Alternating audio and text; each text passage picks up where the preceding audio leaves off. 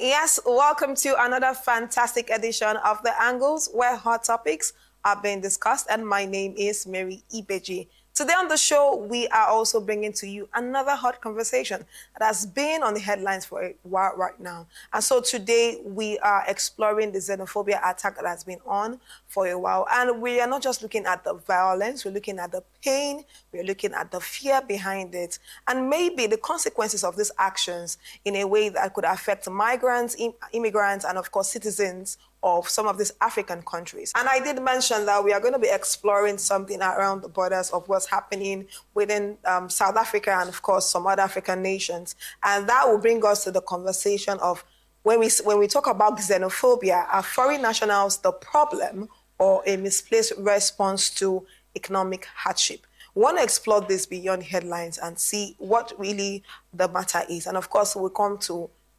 hopefully a better conclusion and, hope that Africa as well, whether South Africa, West Africa, are all united in one piece. But yes, those joining me on the show today are actually right here, and I'll start off by introducing the one seated next to me, talking about Aki. Aki, welcome again to the show.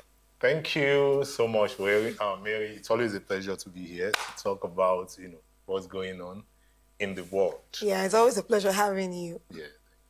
Money is beefing us, but it's fine. With that, I say welcome, Manny Udo. Welcome again to the show. It's always good having you. Thank you. Thank you for having me. Thank you. And I'm not beefing you. Okay, that's fine. And right next is the man in the middle, centered for, things. We just want to create that that center stage for him because it's our main G, like we call him, talking about Henry Seymour. Henry, welcome to the show. Yeah, thank you. Thank you so much for having me. It's the topic today is quite fascinating, something we need to talk about. Right. Well, we're going to talk about it in high spirit and excitement because, we've won even before this whole conversation started as believers that we are, and we've seen the trajectory our dear man of God has laid for us. I recall when we prayed in the month of April, for the war happening in Iran and between Israel and Iran, Iran. And we saw the prayers that was made and the victory won. And so, but whatever we're talking about today is just because we are human beings, we're citizens, and we care for, one another. And so it's a conversation that has to do with life. And anything that has to do with life is very important to actually bring to the front burner.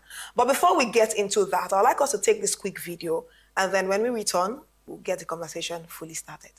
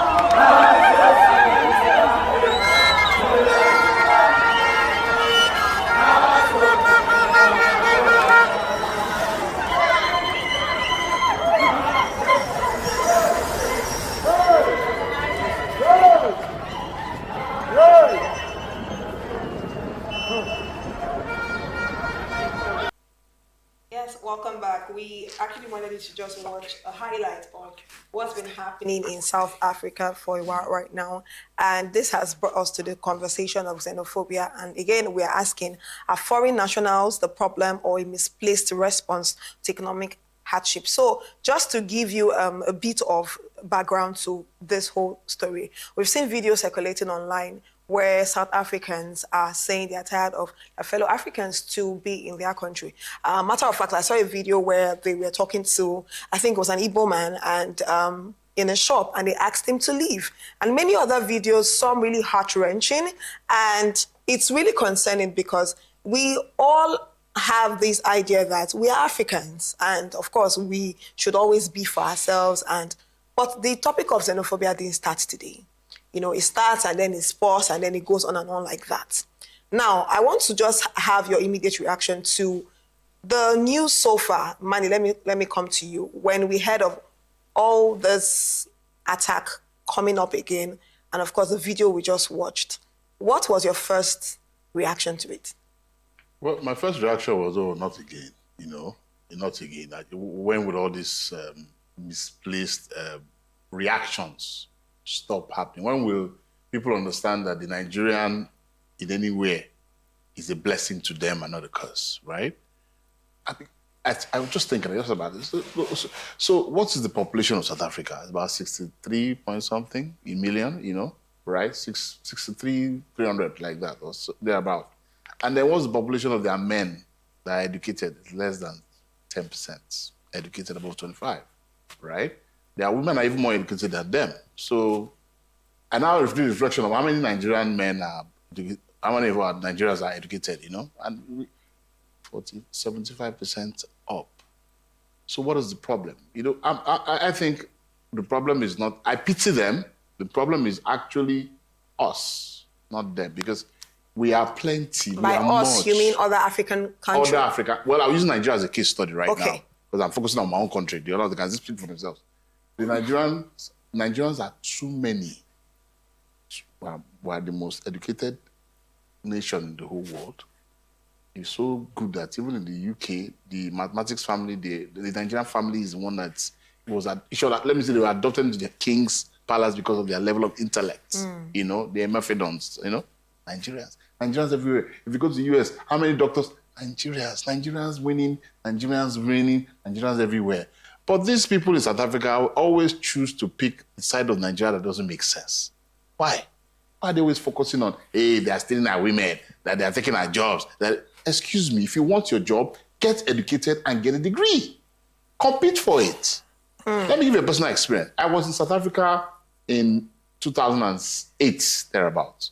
I went there for a video production and all that. So when we casted for auditions for suppliers, now, majority out of 6 that came, 5.5 were whites.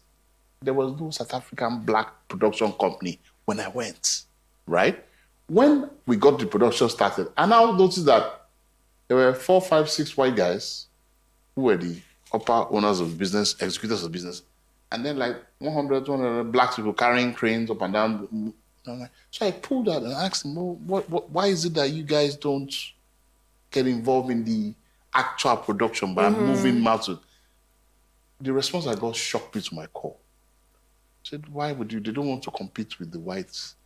As long as they are collecting their salary. And in that country, they are very organized. There's lunch, any production set, there's lunch break, there's tea, all those things are observed, right? During the lunch break, you see them, they'll come and eat same table with all of us who we're eating together. But they'll take it, go to one area, go and eat like, slaves.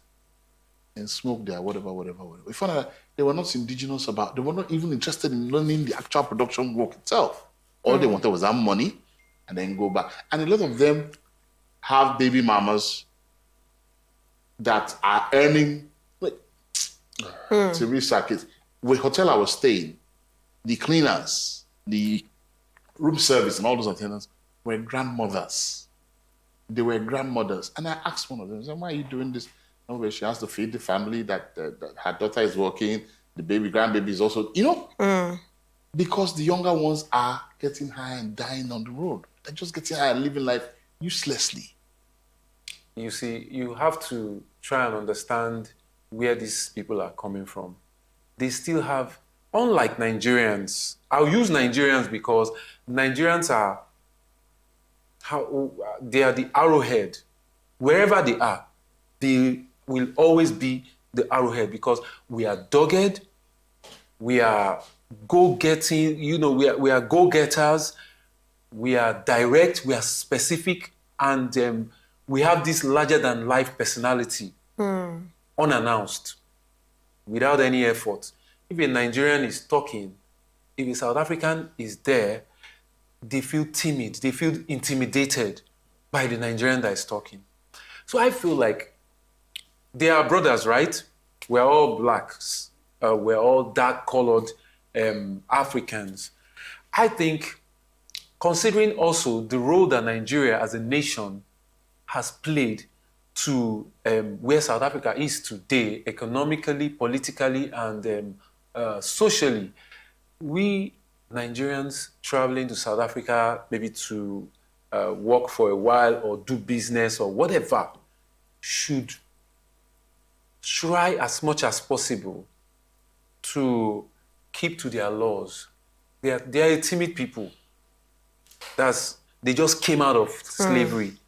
Apartheid was a big factor.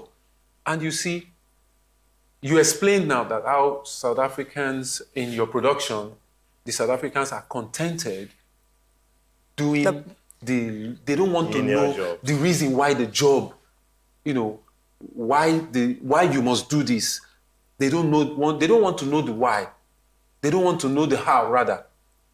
They just want to be paid that stipends and let them go. So that's why I feel, first of all, is a misplaced response to economic hardship for them. Okay. All right? Okay. It's actually a misplaced response to economic hardship. But I also believe that, and would rather talk to Africans in South Africa to, temper justice with mercy, keep it down a bit. Because especially Nigerians, we are too loud. I keep saying this. We throw party is amazing. They are jealous. They are jealous. Well, should we use the word they? Because I want to believe that this is catering to some part of, South Africans that might be reacting this way. Before I forget. Right? Before Absolutely. I forget. Some, not all. South Africans are not xenophobic. Let's get that out of the way. But I know the response. We know what we have been seeing on social media. And in today's world, I'm very careful when I see news on social media. Let me hold your wherever. thoughts. Let me hold your thoughts a bit. Okay. I realized that when you made that last statement, Aki, I want to please let us know your thoughts as regards this. Fine. Do you think that this is really a foreign national problem, like nationals problem, or it's just that because there's this complaint that there's the 60% of the people, of the youth are under unemployment, and they blame it to the lesser percentage that are non-South Africans who have garnered all the jobs and the likes of it. Do you agree to that school of thought? Obviously, no. With what Manny said and Henry, you could see that South Africans don't, maybe I should say they don't like working. Maybe they like working. Some South Africans. Some don't like working. Okay. So that is it. So for me, I see it as jealousy. When you see somebody that is, excelling in whatever they are doing, and then it's not as if they're asking you not to work. You just chose not to work. And then the other person that is working, you are jealous of the person. Now, I saw a video. I'm sure you guys must have seen it as well. A South African was recording where foreign nationals were staying. A fine building, one penthouse like that. And he was saying that, look at where the foreigners are staying. You can see them. Look at where I'm staying. Man, they walked towards that. They came to your country. They walked towards that to get that. So why are you jealous that they are staying there? If you want to stay in that place, then you go and walk. You get? So I see it as jealousy. That is just it. And then the mix of, because we talked about whether some other Africans are, yes, maybe they contributed. Because if you look at the reason for this xenophobic attacks and all that, it's because of their economic situation and, of course, the crime rate in South Africa. Because they will tell you that, if you see 10 robberies in South Africa, you can be rest assured that four of them are carried out by foreign nationals, not necessarily Nigerians, maybe Zimbabweans, Botswanans, Ghanaians, Tanzanians, Somalians, Ethiopians. They see them as problems. You get? But overall, I see this as jealousy. That is just the reason for all this attack. They are taking your women. What are you doing? They are taking our job. What jobs are you talking about? They recorded a video. If you see the job they are talking about, a shop where all those normal shops you see on the street in Lagos, where they are selling maybe beverage, sugar. That is what they are saying they are taking from them. This is quite when we talk about conversations like this, it's always mixed with fear, pain, emotions, and sometimes people say, "What are the government doing about it?" So people could actually tie it to it's a political game being played here and there. But I'd like for us we went out on the street and we asked a few people their experience or their mindset as regards this. I'd like for us to watch this, and then when we come back, we'll take the pause. what you have in South Africa is a situation where a mass is very similar to what we have in Nigeria, right? Where we have a mass of people who are uneducated, who are unenlightened, who don't know their left from their right. So when you have such a situation, outsiders become the target. Outsiders are always the target. It's like the situation in this country where people are targeting the Southeasterners, for whatever reason. It's the same thing that happened in Europe, in the Middle Ages, that anything, if there's a Black Death, or what do you call it, the name of the disease, the Black Death disease, they will target Jews and say, oh, Jews are the cause. So when you have a polity or a group of people who don't know their left from their, who are basically stupid, and this thing started with back in the 80s when they started the Bantu schooling. The Bantu schooling are low quality schools for black people in South Africa. And the result of that is low quality thinking. That is a populace who cannot think, who cannot analyze, who cannot critically understand the issues that are facing them. So it's normal for them to now pick on outsiders. It's not just Nigerians. They pick on Zimbabweans. They pick on Angola, they pick on everybody. So with what is going on in South Africa and xenophobic attacks, we all know this is not the first time we are hearing about news like this, but it's unfortunate that even recently when during the Senate House they raised up the xenophobic attack, and we saw the Senate President Godswill Akpabio saying that instead of red flagging companies like MTN and the rest, that the Nigerian government should do better in protecting the lives of Nigerian citizens. But the question that I'm asking really is, what are they even doing? If we're being serious, we are just hearing, okay, let them do something. But what is the something that they are doing? And I think that in this part of the world, we don't respect the lives of Nigerians as much. We don't value their lives as much as compared to other climates. For instance, when you go to America, you hear things like Americans first, right? But in Nigeria, it seems as though Nigerians are being put last. And I would really personally want to see the government take Nigerians' life as seriously as they should, not until people like President Donald Trump start saying something before we now start seeing actions from the Nigerian government. Thank you. Basically, what I think about the xenophobic attacks in South Africa, I think it's absolutely not best of humanity. I think it's one of the worst things that can happen to Africa. If as an African we have such level of human displeasure for our fellow Africans, this is so very wrong, and I feel for the other nationalities, especially Nigeria, my country, for the Nigerians over there. I feel for them. I only pray that God rest in their hearts and send peace to the nation. So I just feel this is also a plot to disregard the unity Africa is building over the years and over time. And I just pray that they find peace over time. Yeah, thank you.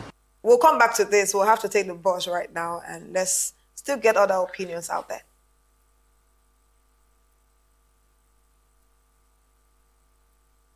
David Hudain says, this type of South Africa-style xenophobia is dead on arrival in Ghana. If you're going to play the xenophobia card in Ghana, it has to be a lot more subtle than this. Ghanaians are the last people on earth to follow anything tacky and obvious like this. All right, tell your sponsor you tried anyway. Thank you so much for that. Okay, the next one says, Osano Black says, one day I hope Nigeria will reach a level where South Africans will come and hustle in Nigeria too. Aren't we tired of suffering? The time has come for us to say enough is enough and build our country. There is no place like home. All right, thank you, Osano, for that. Esther, South Africans are so lazy. They want everything to come at a platter. Imagine saying hawkers take your opportunity. If it's that easy to hawk, why not enter the sun and hawk too? All right, thank you, Esther. The instigator says, my take on what's happening in South Africa, no country in the world operates without immigration laws, and every nation has a right to regulate who enters and stays within its borders. Wanting proper immigration control or calling for immigration reform is not xenophobia. However, the problem begins when the focus shifts from addressing undocumented immigration to targeting all African immigrants, regardless of their legal status. Enforcing the law should never turn into discrimination or hostility toward people simply because of where they come from. There is a difference between protecting borders and promoting prejudice, and we must be careful not to confuse the two. All right, thank you. Eric, there is over 5 million Nigerians in South Africa. Really? Okay, it will take years to deport them all unless the government give Home Affairs more resources. They are banned in most countries because of criminal activities. Everywhere they go, they start a criminal syndicate. Okay, Mutumbo, Africans should join hands and fight white colonizers, not each other. Borders were created by the colonizers, not us. Thank you for that. Then Joe Bassi, South Africa's Julius Malema has silenced this xenophobia debate with one powerful question. You marched, you burnt shops, you beat innocent Africans in the street. So tell us, where are the jobs? Zimbabweans, Nigerians, and Ethiopians did not steal your future. A broken government and corruption did. Malema said it loud and clear. I don't want votes that make me hate fellow Africans. Africa helped South Africa defeat apartheid. This is how you repay the continent. Violence never created a single job ever. All right. That's a strong one right there. And of course, let me just hear a few points from you, Manny, before we wrap up the show. Okay, so the issue now is this: you can't be fighting Nigerians because of your you can't be fighting Nigerians because of your situation, right? Henry said they should go to school. We all agree they should go to school. Unfortunately, statistics does not support that with them. Laziness is serious. If you look at the statistics, when they're doing their primary schools and everything, they're in the ranges of 30, 40%, right? But when they move to secondary school, it drops drastically to less than 10. Not talk about university. So they stopped wanting to learn early. So that has to take a new mind shift to be installed.